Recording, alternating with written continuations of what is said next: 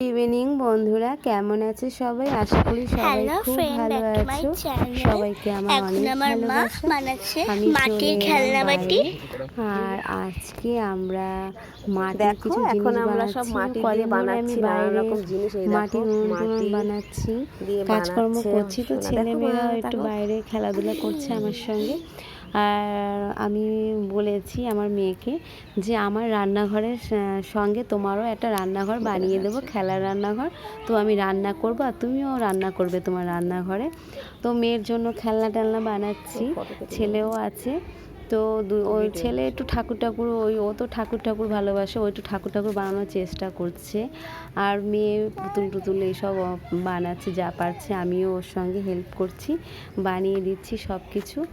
তো এখানেই ওরা একটু খেলবে বাগানে। আর যেহেতু এখন পরীক্ষাটা শেষ হয়ে যাবে, আর বেশি দিন ওরা পাবে না, তো এই কটা দিন আমাদের, তো ভাবছি এই কটা দিন ওরা একটু ভালো করে বাইরে খেলে নিক। আর আমার প্রচণ্ড কাজ, আজকে আমি ছাদের থেকে গাছগুলো নিয়ে এসেছি, সব গাছ নিয়ে আসতে পারিনি, তো এই গাছগুলো বাইরে লাগিয়ে দিচ্ছি। গাছগুলোকে একটু করে নিচে সব আনার চেষ্টা করছি। তো সব একদিনে তো হবে না, এত ভারী ছাদের থেকে নামানোও কষ্ট। তো এই বড় গাছগুলো অনেক কষ্ট করে, আর নিচে লাগালেও যে সব গাছ ঠিকঠাক থাকবে তাও নয়।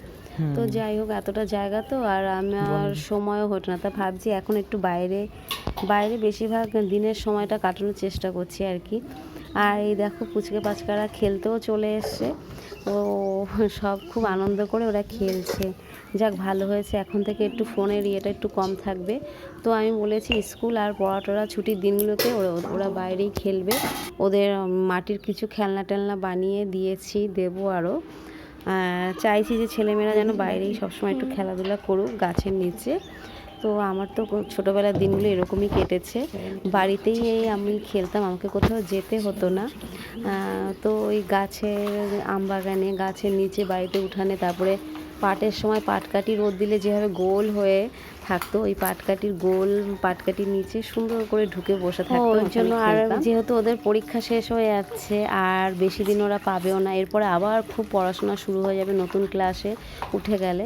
তো এই কটা দিন একটু ছেলেমেয়েরা খুব সুন্দর করে খেলাধুলা করুক বাইরে, তার জন্য। আর আমারও এখন একটুখানি খেলাধুলার মতনই দিন যাচ্ছে, বাইরের কাজগুলো করতে টাইম পাচ্ছি। এরপরে সিরিয়াস হয়ে যাব, যখন স্কুল আবার খুলে যাবে, নতুন করে সব কিছু শুরু হয়ে যাবে।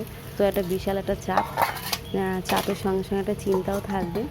আর এই কটা দিন একটুখানি যাই হোক, আর তার জন্য আর এখন চলে এলাম রান্না করতে।